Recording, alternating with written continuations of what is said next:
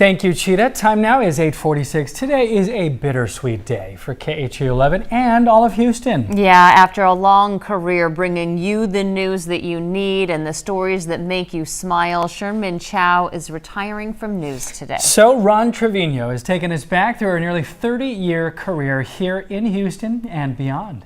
I'm Shern-Min Chow. We're here in West Houston. There's no way to sum up the career of a Houston icon. So the good news is We can at least give you some highlights. We go to High Island now with Shern-Min Chow. Shern-Min Chow risking life in limb, covering Hurricane Chantal from High Island for KTRK back in 1989. very quickly, we want to show you what the eye of the storm looked like. She would cover so many storms through the years. Ms. Wick says they actually spent the night in that house. A hard-working journalist who chased storms and stories, digging for answers in the trenches and in the newsroom. NASA is not giving up. And of course on the set. That GRB shelter was supposed to close tomorrow. She would travel the world for KHOU 11. Like Houston, Shanghai is a port city. And How about that time she flew to China, covering a story with Houston Rockets legend Yao Ming? There is no question Yao has triggered an onslaught of sports business into the world's most populated country. recent national surveys indicate that basketball has become the most popular sport in China. So many places, so many stories. These are, by the way, medical students, so they assure me that this is truly safe. But what we really loved was seeing her personality take over. Here we go! Oh boy! Holy Christmas! That's really tough! Last year, enjoying that rare snow day, pure joy to watch her in action. The multi-talented Shern-Min Chow, everybody. Who can forget her reports every time the Astros went to the World Series? If you could bottle this energy, you could fuel this city for a year. Through it all, a journalist at the very core, a steady, familiar voice, a voice that was part of the landscape. Please welcome our honoree, Shern-Min Chow. A respected H-Town legend. Someone I will never forget. But don't just take my word for it. I love that woman. I've worked with her for almost 20 years. She's an outstanding professional, an incredibly diverse journalist who can cover anything and everything. Shern-Min has paved the way for other Asian American journalists for so many years. Growing up as a kid, watching her on our local news stations is something that I was very proud to see representation like that. Having you in the newsroom is like having a warm security blanket, knowing that everything's going to be okay. Seriously, that's how it feels having you here, and that's what we're going to lose when you go. A consummate professional. Let me tell you a story about Shern-Min. I met her when I was in high school. She was in the community on set with her co-anchor back then.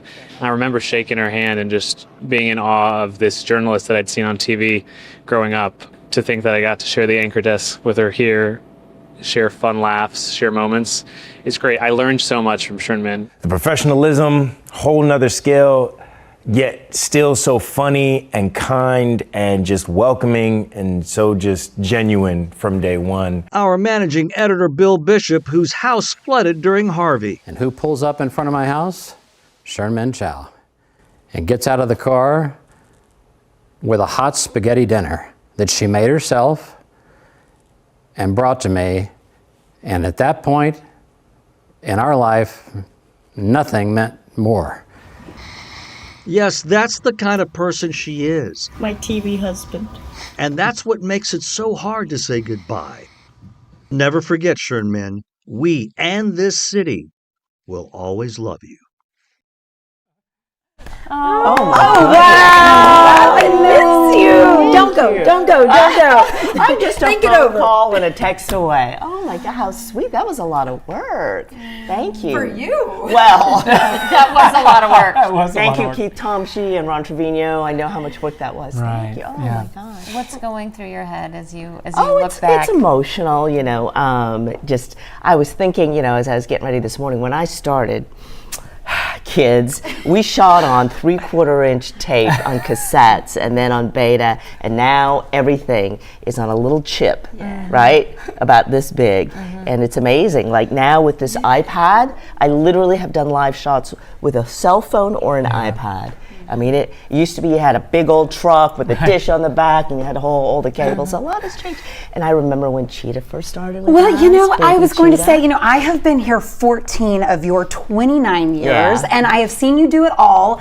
But what I will cherish the most is really how we've talked deeply about family, raising kids, and I think you've shown me and so many others that doing it all is possible. I don't know how you've done it all. The more my kids have grown, I don't know how you've done this so well, managing and doing everything, but really, I'm just so thankful. You know, you're the type of coworker we all want to be with. And I'm just so thankful that I had some of that time. I know, you are super pleasant. And I Oh, well. That's because I'm only a guest on the morning show. If I came regularly, I might be a little more grumpy. No, not at all. I have seen you all day parts, and what the viewer doesn't see is all of the sacrifices, the holidays, the mixed schedules. You fill in all the time, no problems. You get here. We never hear you gripe about a single thing. So true. There is no ego. You are incredibly humble. You're always ready to work. And really, you know, it's sometimes our debrief conversations after the show that I just cherish so much. You're just such a sounding board and a voice of reason. I'm just going to miss that so much. You're right. I am. That phone. I'm a phone Don't call put that phone call away. I know, and I've watched Jacob grow up, you know, and his dad, and seeing you across the street and you across the street now here. So it's, you know, a friend texted me this morning, just, you know, like, encouragement for the last day, and he said, you know, news is a full contact career. So there'll be a lot of emotions, and I thought he is absolutely right. It's a full contact sport, a full contact career, but I will wear every bump, bruise, sprain, and concussion with pride. I'm sure you made your entire family very proud. Stop. Tell us what's next. I would love to. Thank you. So I'm hanging out my own shingle. So if anybody needs some help, smcmedias.com. But so my first project, it's a book that I've been working on, and this book actually, this is the author's proof. It just arrived over the weekend.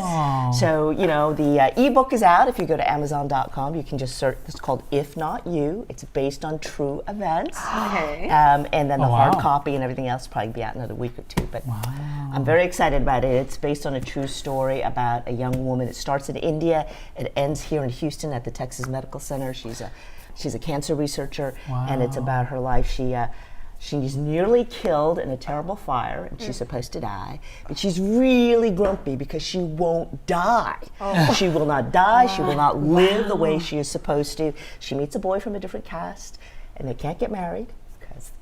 And so they make this vow, which is, if not you, no one else. And for 10 years, they honor this vow. And then they fight all kinds of other amazing things, caste, suspicious death, everything.